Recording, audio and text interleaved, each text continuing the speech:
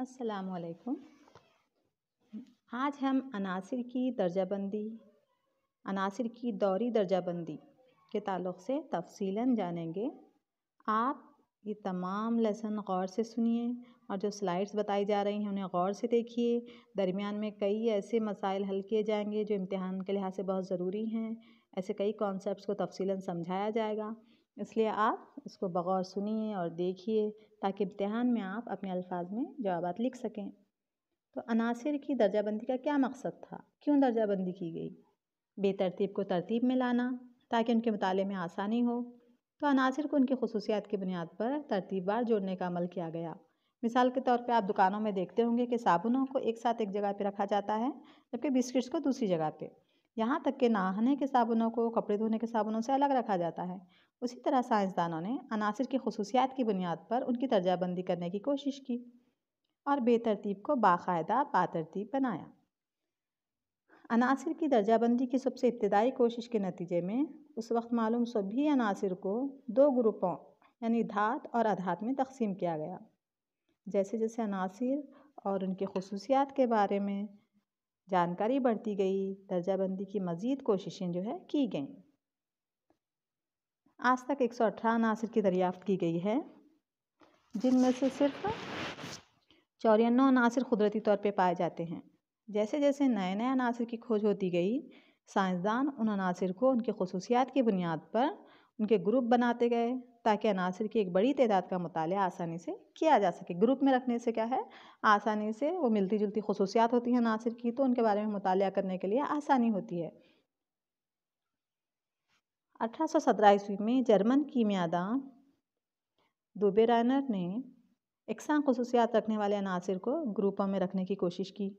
दोबेराइनर ने दिखाया कि जब तीन अनासिर को उनकी एटॉमिक कमियत की बढ़ती हुई तरतीब में एक तिकड़ी की शक्ल में रखा जाता है, तो दरमियान में मौजूद अंसर की एटॉमिक कमियत दीगर दोनों अनासिर की औसत एटॉमिक कमियत के लगभग बराबर होती है।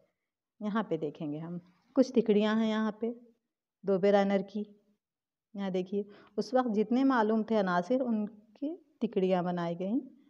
तो तीन तीन जो अनासिर की तिकड़ियाँ हैं, लिथियम, सोडियम, पोटेशियम। यहाँ पे इनका कमियती अदद है एटॉमिक मास, और यहाँ पे जौहरी अदद है उनका। देखिए, लिथियम 7, पोटेशियम 39/2। लिथियम और पोटेशियम की एटॉमिक कमियत का औसत कितना आ रहा है? 23। तो ये सोडियम की एटॉमिक कमियत से किस तरह ताल्लुक़ रखता है? ये जो है देखिए, इसकी एटॉमिक कमियत भी उतनी है, यानी पहले और तीसरे का जब औसत निकाला जाता है तो हमें दरमियानी अंसर जो है उसकी एटॉमिक कमियत आ रही है।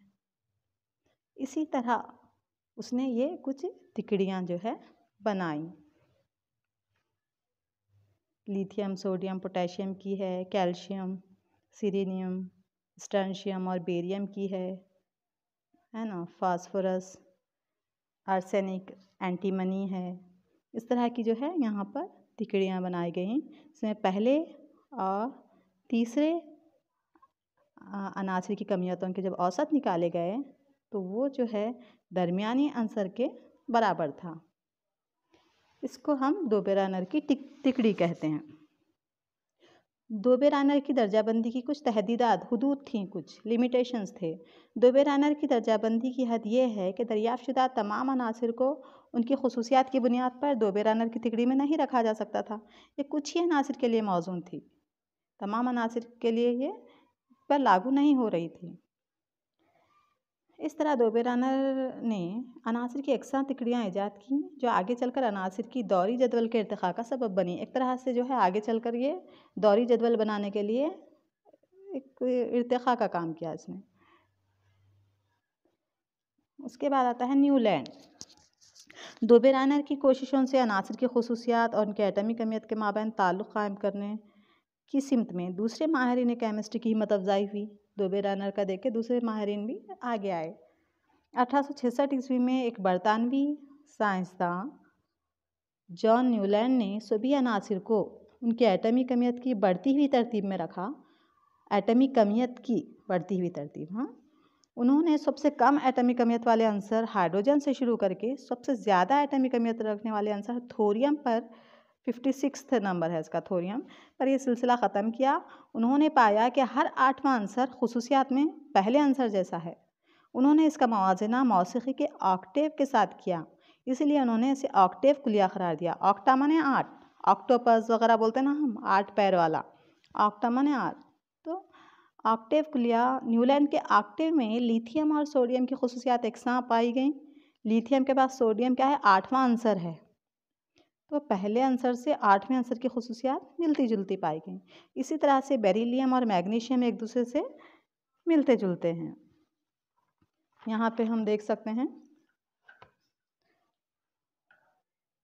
देखिए Newlands laws of octaves. Lithium की खुसूसियात किससे मिल रही हैं, सोडियम से। बेरिलियम की मैग्नीशियम से, 8वां आंसर है ये। बेरिलियम की खुसूसियात किससे मिलेंगी, फास्फोरस। ऑक्सीजन की किससे मिलती जुलती खुसूसियात रहेंगी, सल्फ़र। फ्लोरीन की किससे रहेंगी मिलती जुलती, क्लोरीन से। 8वां आंसर है वो। तो मौसीकी के हिंदुस्तानी निज़ाम में 7 सुर होते हैं। इसी तरह मगरिबी ममालिक में भी इसी तरह की तरसीमें इस्तेमाल की जाती हैं। कोई मौसीक़ार इन सुरों को इस्तेमाल करके किसी नगमे की मौसीकी तरतीब देता है, बनाता है। ज़ाहिर है इन सुरों की कुछ तकरार ज़रूर होगी, तो हर 8वां सुर पहले सुर जैसा होता है और ये अगले सरगम का पहला सुर बनता है। अब देखिए, अब ये जो है किससे खुसूसियात इसकी मिलती हैं, 8वें से। अब ये जो 8वां है, फिर यहाँ से दूसरा सुर शुरू होता है, दूसरा, तो ये दूसरे का पहला बन जाता है ये। तो इस तरह से इसने, न्यूलैंड ने अपना एक कुलिया पेश किया, लेकिन इसकी भी कुछ तहदीदात थी। ये न्यूलैंड्स लॉ ऑफ ऑक्टेव्स में ये सिर्फ कुछ अनासिर तक ही महदूद था। ऑक्टेव का कुलिया सिर्फ कैल्शियम तक ही सही साबित हुआ। कैल्शियम से आगे के अनासिर की खुसूसियात कैल्शियम से पीछे के अनासिर की खुसूसियात से मुशाबा नहीं थीं। तो ये क्या हुआ, सिर्फ कैल्शियम तक ही ये कुलिया जो है लागू हुआ, सिर्फ यहाँ तक ही ये काम किया। उसके बाद वाले अनासिर, कैल्शियम के पीछे वाले अनासिर की खुसूसियात जो है मुख्तलिफ थीं। ऑक्टेव के कुलिये के बाद दरियाफ्त शुदा अनासिर पर यह कुलिया सादिक नहीं आया। उसके बाद और जो अनासिर मालूम हुए उन पर यह कुलिया क्या है, सादिक नहीं आया। कोबाल्ट और निकल की खुसूसियात क्लोरीन और फ्लोरीन से मुख्तलिफ हैं, फिर भी इनको एक ही ग्रुप में रखा गया। देखिए, कोबाल्ट और निकल, क्लोरीन और फ्लोरीन से इनकी खुसूसियात अलग हैं, फिर भी इनको साथ में रखा गया है यहाँ पे। और यहाँ देखो लोहा, आयरन, इसकी खुसूसियात कोबाल्ट और निकल से मिलती जुलती हैं, लेकिन इसको यहाँ पे अलग से रखा गया। तो इस तरह से ये कुलिया जो है, इसकी भी कुछ हुदूद थी, इसलिए ये रुक गया वहाँ पर। अनासिर की खुसूसियात, उसके बाद मेंडलीफ ने जो है, न्यूलैंड के ऑक्टेव कुलिये के मुस्तरद हो जाने के बाद कई साइंसदानों ने एक ऐसे पैटर्न की तलाश जारी रखी, अनासिर की खुसूसियात और उनके एटॉमिक अहमियत के दरमियान राब्ता ज़ाहिर कर सकें। तो इस तरह उन्होंने कोशिशें की। अनासिर की दर्जाबंदी का सेहरा एक रूसी माहिर केमिस्ट्री मेंडलीफ के सर बनता है। जब मेंडलीफ ने अपना काम शुरू किया, उस वक्त तक सिर्फ 63 अनासिर की ही जानकारी थी। उन्होंने इन अनासिर की एटॉमिक अहमियत और उनकी तबई और कीमियाई खुसूसियात के दरमियान ताल्लुक़ की क्या है, जांच की मेंडलीफ ने।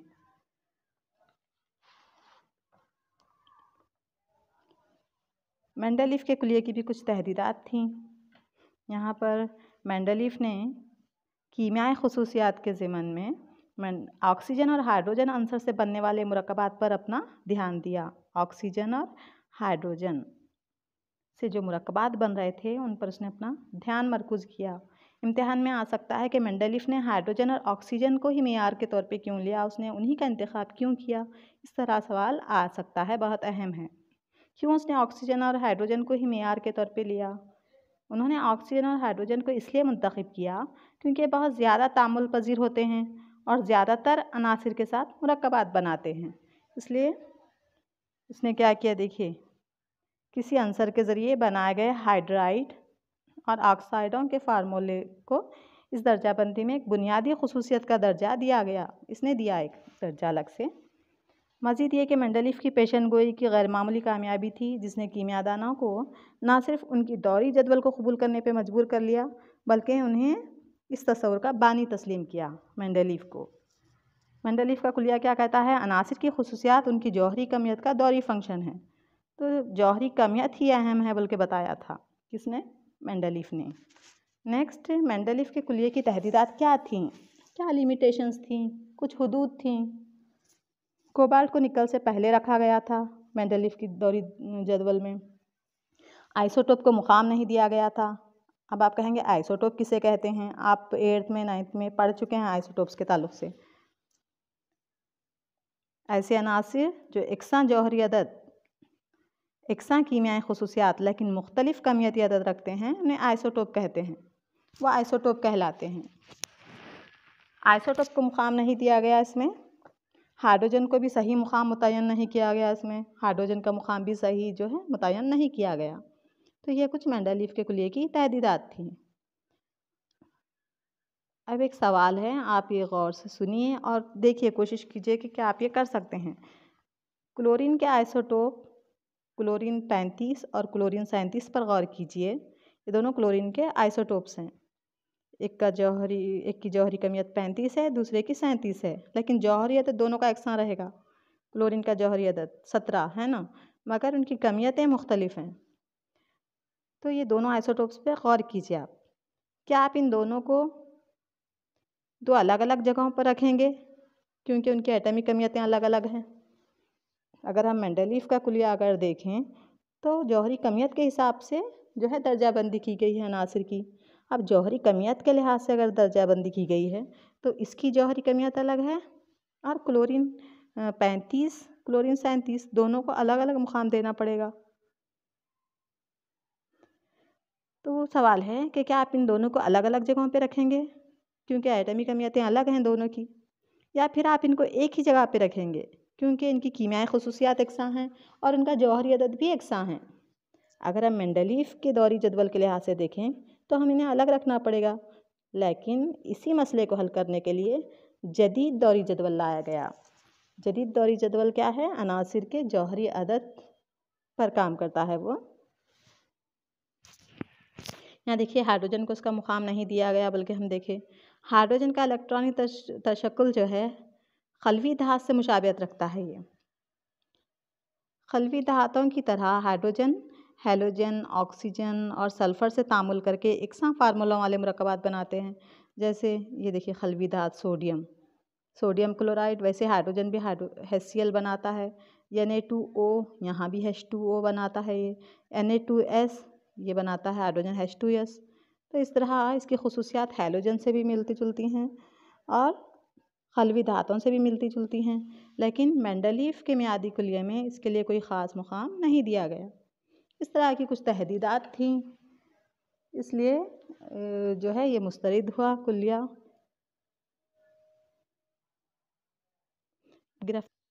1913 में हेनरी मौज़िली ने बताया कि किसी अंसर का एटमी अदद उसकी एटमी कमियत के मुकाबले ज़्यादा बुनियादी खसूसियात का हामिल होता है। मौज़िली ने जदीद दौरी जदवल का कुलिया पेश किया। मेंडलीफ ने कहा था कि अनासिर की खसूसियात जो है उसके जौहरी कमियत पे मुनहसिर हैं, लेकिन हेनरी मौज़िली ने एटमी कमियत के बजाय किसको चुना? एटमी अदद को।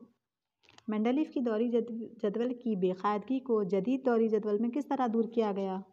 हेनरी मौज़िली ने मंदरजा झैल इक़दामात के ज़रिए मेंडलीफ के जदवल की बेकायदगी को जदीद दौरी जदवल में दूर किया।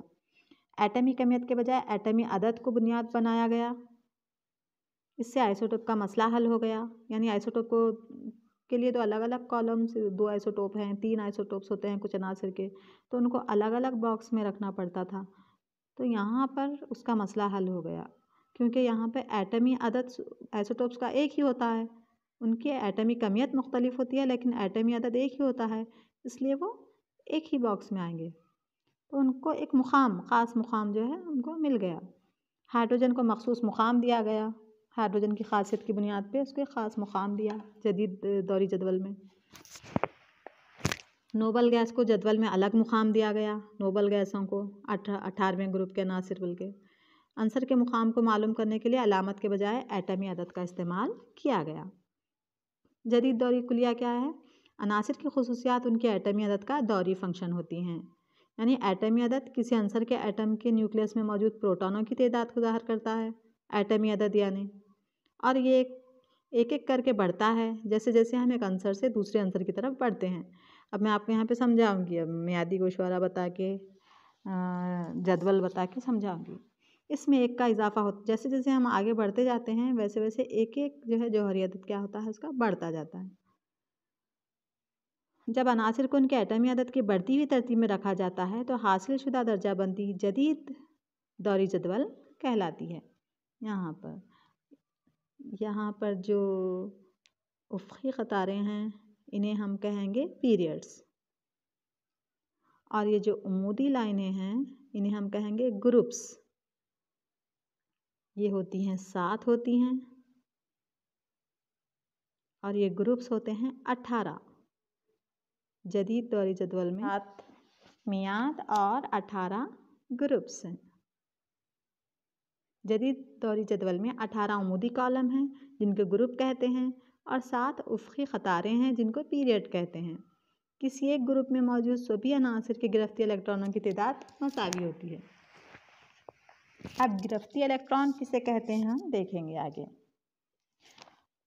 किसी ग्रुप में मौजूद सभी अनासिर के गिरफ्ती इलेक्ट्रॉन की तादाद, गिरफ्ती इलेक्ट्रॉन यानी जौहर के जो सबसे बैरूनी शल में जो इलेक्ट्रॉन पाए जाते हैं, सबसे आखिरी खौल में जो इलेक्ट्रॉन पाए जाते हैं उन्हें हम क्या कहेंगे? गिरफ्ती इलेक्ट्रॉन। तो किसी एक ग्रुप में, अब जो ये ग्रुप्स हैं, जो ये इस तरह के कॉलम्स, यहाँ पे जितने भी अनासिर हैं उनके गिरफ्ती इलेक्ट्रॉनों की तादाद मसावी होती है। किसी ग्रुप में नीचे की तरफ अंसर में शेल की तादाद बढ़ती जाती है। जैसे जैसे हम ऊपर से नीचे आते हैं जौहर के शेल की तादाद क्या होती जाती? बढ़ती जाएगी। किसी पीरियड में मौजूद अनासिर में शेल की तादाद मसावी रहती है। जब पीरियड में हम जाते हैं, इस जो उफ़क़ी लाइनें हैं उसमें शेल की तादाद उतनी ही रहती, मगर जैसे जैसे ग्रुप में हम ऊपर से नीचे की जानिब आते हैं तो शेल की तादाद बढ़ती जाती है, और पीरियड में उतनी ही तादाद होती है शेल की। पीरियड में बाएं से दाएं जानिब एटमी अदद में एक इकाई का इजाफा होता है। जैसे जैसे हम बाएं से दाएं जाते रहते हैं वैसे वैसे एटमी अदद बढ़ता जाता है। ये जदीद दौरी जदवल है, मॉडर्न पीरियोडिक टेबल। देखिए उफ़क़ी लाइनें 7 होती हैं, और जो उमूदी कॉलम हैं ग्रुप्स 18 ग्रुप्स हैं।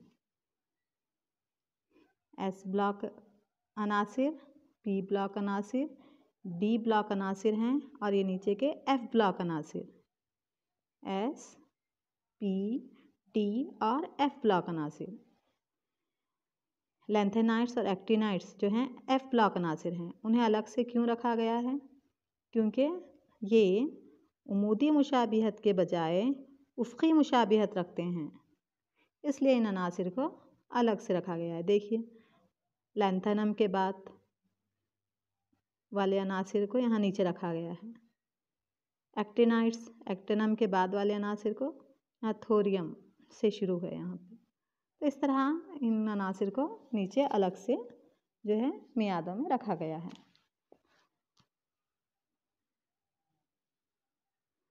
जिनके इलेक्ट्रॉनिक तश्कील एस पे ख़त्म होती है एस ब्लॉक अनासिर, जिनकी तश्कील पी पे ख़त्म होती है पी शेल पे वो पी ब्लॉक अनासिर, जिसकी इलेक्ट्रॉनिक तश्कील डी पे ख़त्म होती है डी ब्लॉक, और जिसकी एफ पे ख़त्म होती है एफ ब्लॉक अनासिर।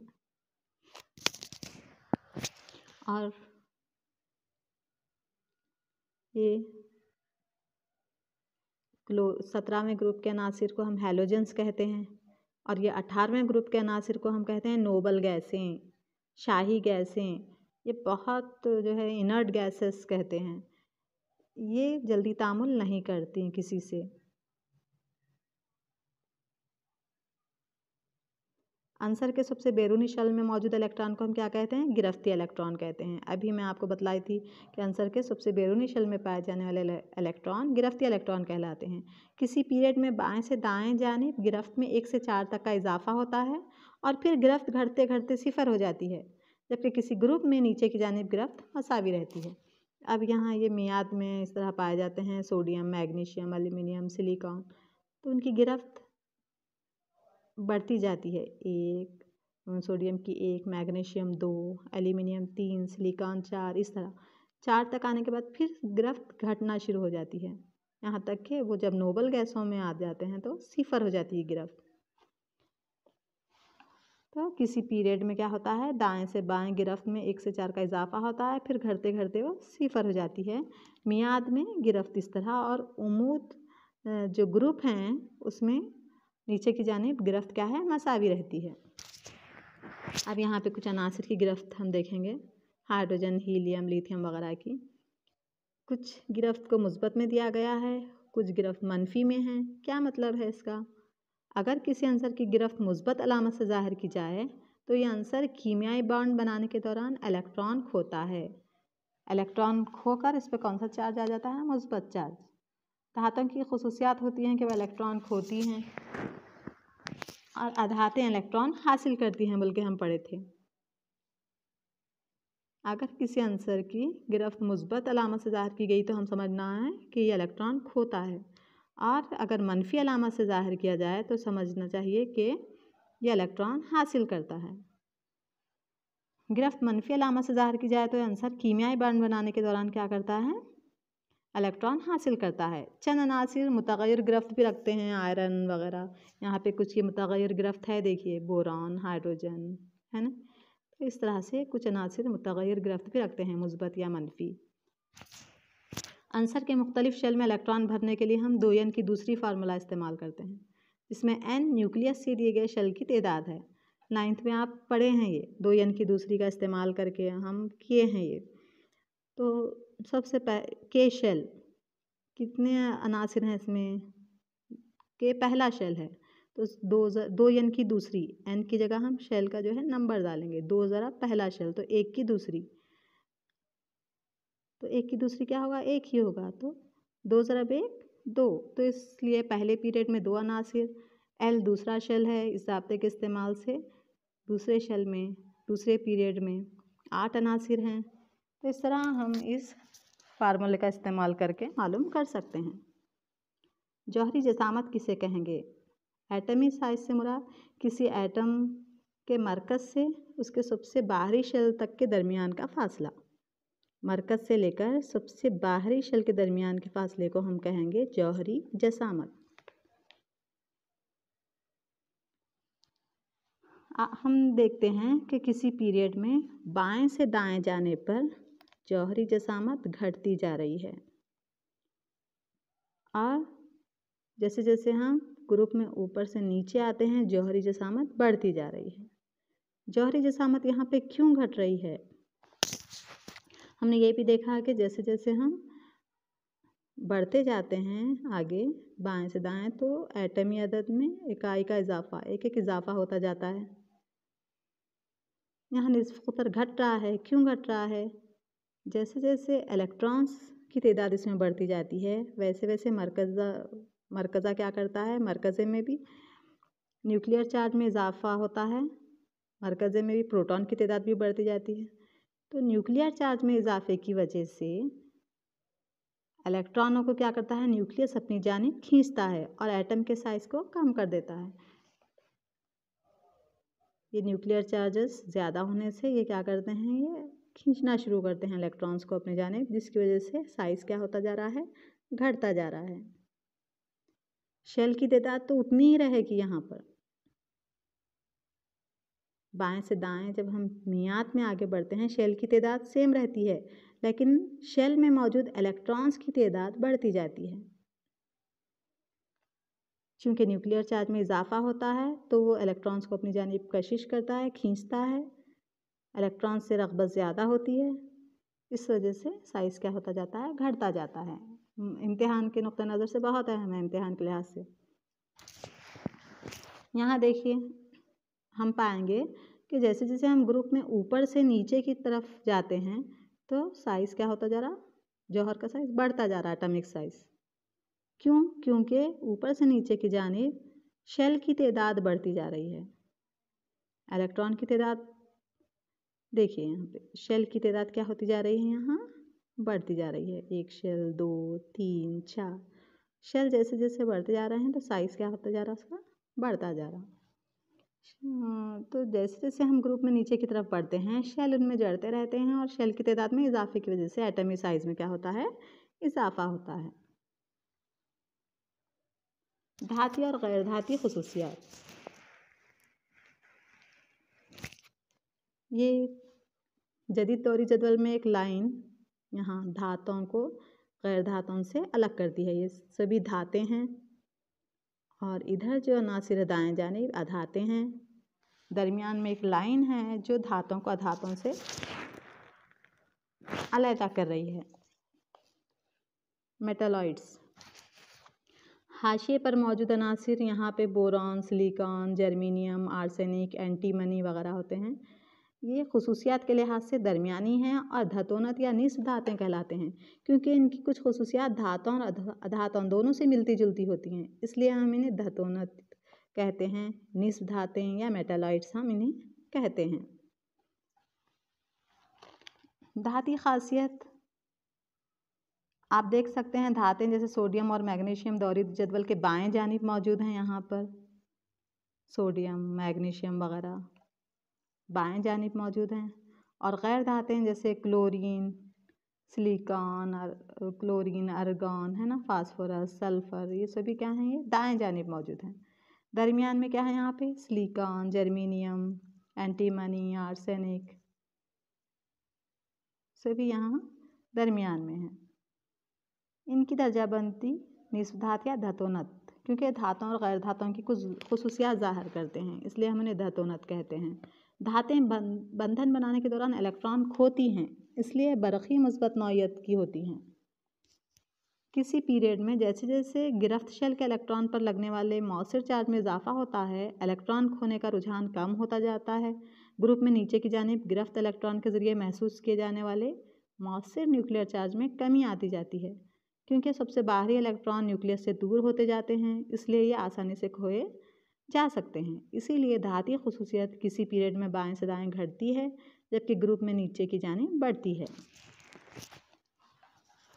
आपको ये समझाऊंगी। जैसे जैसे हम इस तरफ बढ़ते हैं तो जौहरी साइज़ क्या होता है, घटना भी शुरू होता है। उसमें इलेक्ट्रॉन्स की तादाद बढ़नी शुरू हो जाती है, जिससे मरकज़ा उसको अपनी जानिब कशिश करता है, तो इलेक्ट्रॉन की तादाद बढ़ती जाती है। धाती खासियत क्या होती है, बाएं से दाएं घटती जाती है। धातें मुस्बत नौइयत की होती हैं, जबकि मनफियत बढ़ती जा रही है इधर।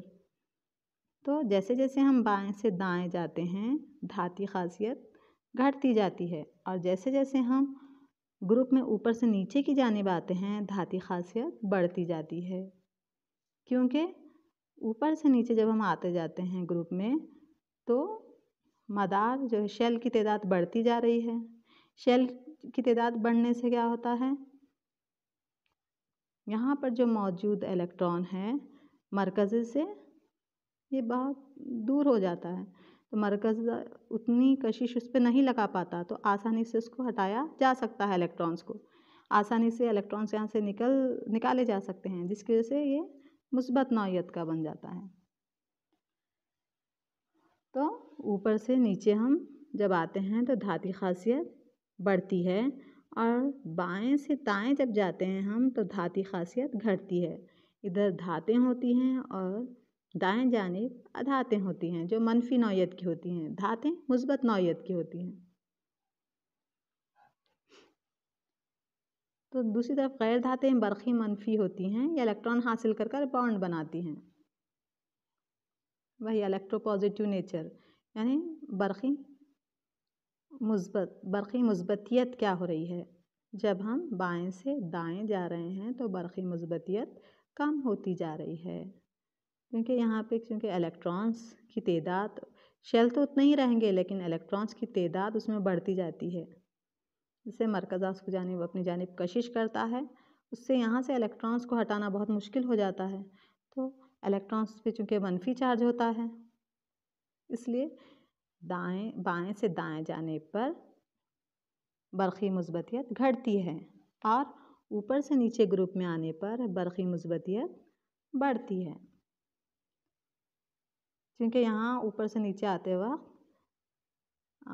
जो शेल की तादाद बढ़ती है, तो उसमें हम इलेक्ट्रॉन्स को आसानी से शेल से जो है शेल का और मरकज़ का फ़ासला बढ़ जाता है, उससे हम आसानी से इलेक्ट्रॉन्स को आखिरी शेल से हटा सकते हैं।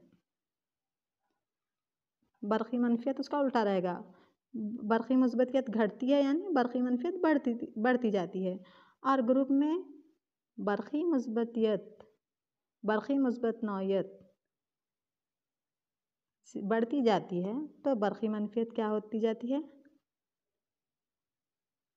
यहाँ पे मुस्बतियत बढ़ती है तो मनफियत घटती है, यहाँ पे मुस्बतियत घटती है तो मनफियत बढ़ती है। बरक़ी मनफियत मियाद या पीरियड में दाएं से बाएं बढ़ती है और ग्रुप में ऊपर से नीचे की जानिब घटती है। अगर आप दौरी जदवल की तवील शक्ल पर गौर करेंगे तो पाएंगे कि दर्जे बाला अनासिर दूसरे पीरियड में मौजूद हैं। ये पूरे इनका इलेक्ट्रॉनिक तशक्कुल लिखिए। क्या आप इन अनासिर के गिरफ्त इलेक्ट्रॉन की तादाद भी यकसां है? क्या इनमें शेलों की तादाद बराबर है?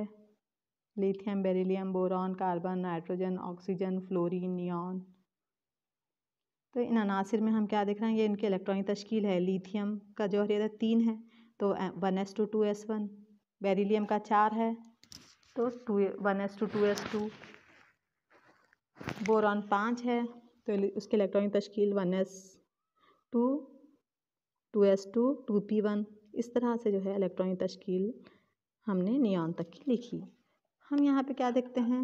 आप पाएंगे कि इन अनासिर में गिरफ्त इलेक्ट्रॉन की तादाद एकसा नहीं है। गिरफ्त इलेक्ट्रॉन यानी सबसे बाहरी शेल में जो मौजूद होते हैं इलेक्ट्रॉन, उनकी तादाद यहाँ पर एकसा नहीं है, एक जैसी नहीं है।